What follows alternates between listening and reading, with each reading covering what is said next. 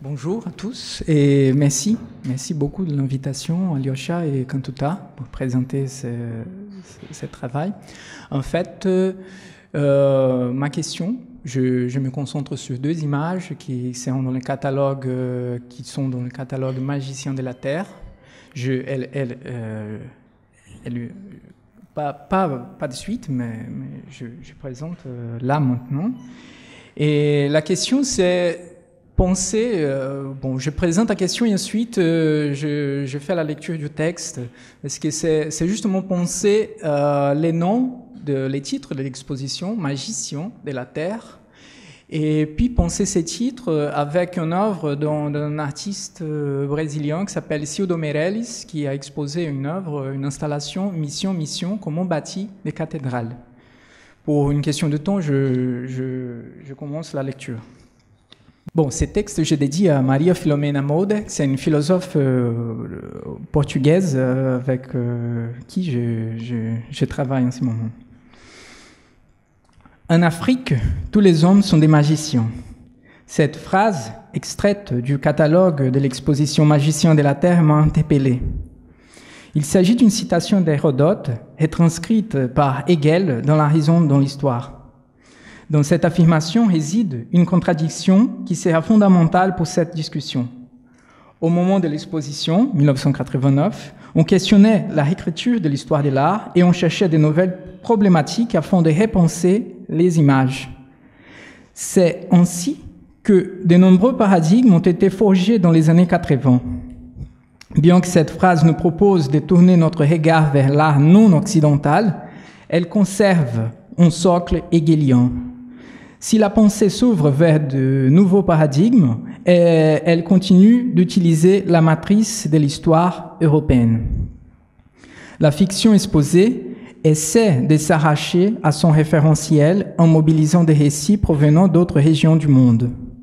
Même si elle reconstruit en partie avec ce récit venu d'ailleurs, censé de la déformer, elle reste malgré tout profondément ancrée dans sa matrice européenne et déploie une résistance à l'autorité. L'histoire, d'après Hegel, serait très dépendante du climat, comme le montre cette citation. Il est vrai que le climat a de l'influence en ce sens, que ni la zone chaude ni la zone froide ne sont favorables à la liberté de l'homme et à l'apparition de peuples historiques.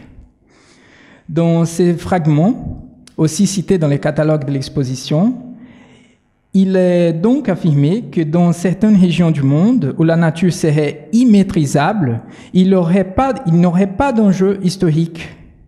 Les non apprivoisables est donc censé d'être refoulés, rejetés dans l'inconnu. Les concepts du refoulement thématisés par Freud, qui en a fait un des processus clés du fonctionnement de notre appareil psychique, du reste pensé en termes de topiques, pourrait donc être réutilisé pour désigner les lieux géographiques rejetés par la conscience occidentale. Dans cette perspective, l'inconscient, les refoulés, peut être identifié au continent africain, asiatique, américain ou encore à la Sibérie.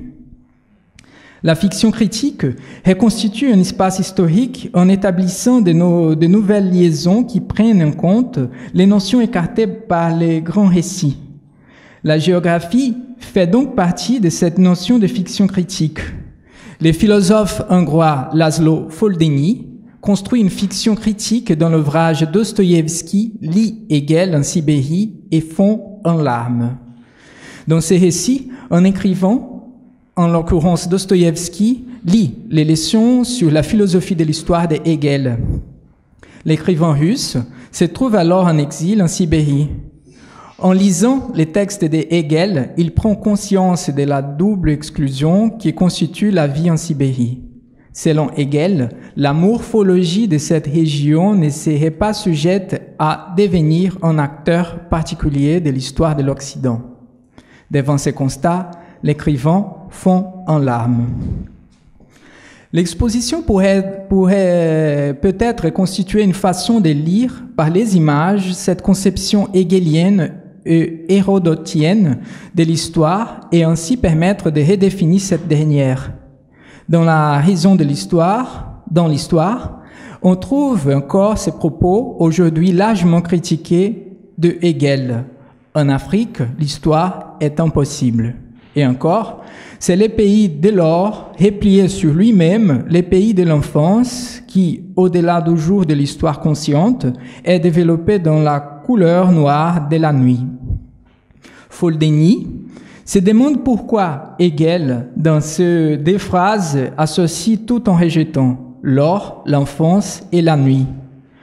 Foldeni propose une réponse qui redonne de la valeur à ces trois éléments, et nous citons l'or, dont on n'a pas encore fait de pièces de monnaie et qui est aveuglant comme le soleil, la nuit qui, dans ces cas, dépasse les discernements conscients et dont l'obscurité ne se distingue pas beaucoup de l'obscurité interne du corps, et enfin l'enfance, l'âge où les désirs peuvent encore s'épanouir librement et se manifester comme dans un état paradisiaque.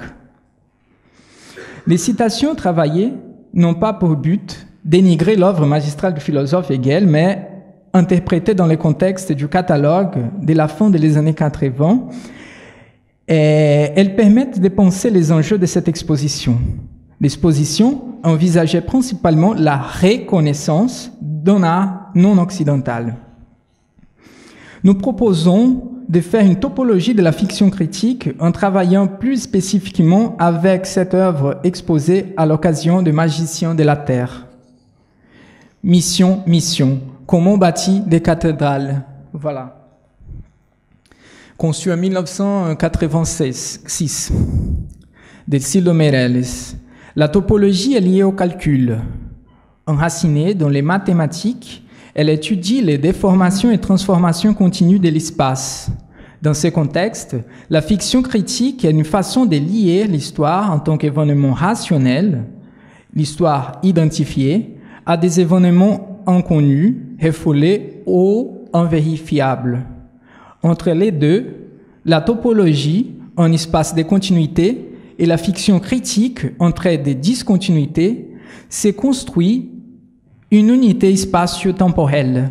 En ce sens, la topologie constitue la base d'un espace intelligible et stable quand la fiction critique produit des variations et des instabilités. Nous pourrions dire que cette unité spatio-temporelle forme une architecture. L'architecture est une composante fondamentale dans les œuvres de Ciro Meirelles, qui est né à Rio de Janeiro en 1948. Chez Meirelles, l'architecture est un mouvement topologique à rebours. Mais pourquoi à rebours? Parce que Meirelles tourne son regard vers la Terre, comprise dans l'acception anglaise du mot matter, qui veut dire aussi question, pour aller à l'encontre de la logique architecturale du pouvoir qui s'enlève vers le ciel. La matière qui compose la Terre est d'une grande importance dans son œuvre, car c'est à partir de sa constitution qu'il arrive à créer, à rebours, un lieu de questionnement pour l'histoire, plus précisément pour des histoires. Mais par-delà son questionnement sur la matière de la Terre, il interroge la métaphysique de la carte, plus exactement sa représentation. Ainsi, démultipliait-il l'essence de cette terre-matière dans ses nombreuses œuvres et récits auxquels il donne un sens géographique. La géographie pour l'artiste serait cette fiction critique qui permet de changer l'échelle des grands récits historiques. Dans Mission, comment bâtir des cathédrales, Meirelles a rassemblé 3 objets d'époques historiques différentes, mais choisis par leur charge sémantique pour construire une seule structure. Des os, d'animaux, des hosties et des pièces de monnaie. Nous les rapprocherons des 3 éléments interrogés par Foldeni dans son récit. L'or, l'enfance et la nuit, qui jouent comme dans l'installation de Meirelles, un rôle paradoxal. Par exemple, les pièces de monnaie utilisées dans les textes des Foldeni pourraient être comprises comme l'or qui aveuglerait Hegel. Ayant été façonnées, elles s'inscrivent dans le cycle du travail humain et dans l'économie. Concernant les os et les hosties, on pourrait les rapprocher de l'enfance et de la nuit, mais aussi de désirs, des instants, des peurs et des angoisses. Ce ne sont pas seulement les symboles, la mort, la religion et l'argent qui sont mis en question, mais aussi les conceptions anthropologiques et ethnographiques qui ont finalement permis à l'Occident de sortir de lui-même. L'argent, 60 000 pièces de monnaie posées sur le sol, est littéralement le socle de cette œuvre. Au milieu des pièces de monnaie est érigée une très mince colonne de 700 hosties qui monte jusqu'au plafond. Le plafond est composé par 2500 tibias de bœuf maintenus par une maille. Cette installation minimale et sombre laisse pourtant apparaître la fonction de 3 éléments dans l'économie du corps humain: manger, croire, posséder. Plusieurs formes intermédiaires d'un combat d'expériences visuelles et matérielles peuvent être repérées en pensant la relation qui noue les titres « Comment bâtir des cathédrales » et les éléments de l'installation. Meirelles opère visuellement une équation de pouvoir qui doit être entendue au sens algébrique du terme. Il utilise une logique mathématique pour mettre en cause le lieu sacré du pouvoir colonisateur en faisant apparaître la réalité qui sous-tend la structure de son architecture.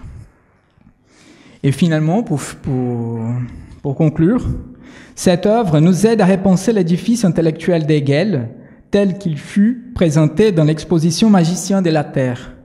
Pourtant, elle ne parvient pas à éclaircir les réponses à donner à une telle question.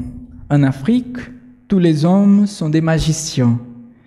Elle met d'abord en lumière une histoire qui conserverait l'idée de l'existence des puissances invisibles et silencieuses et qui persisterait à croire en la violence des instants de peuples qui ne partagent pas les opérations discursives de la pensée chrétienne et civilisatrice.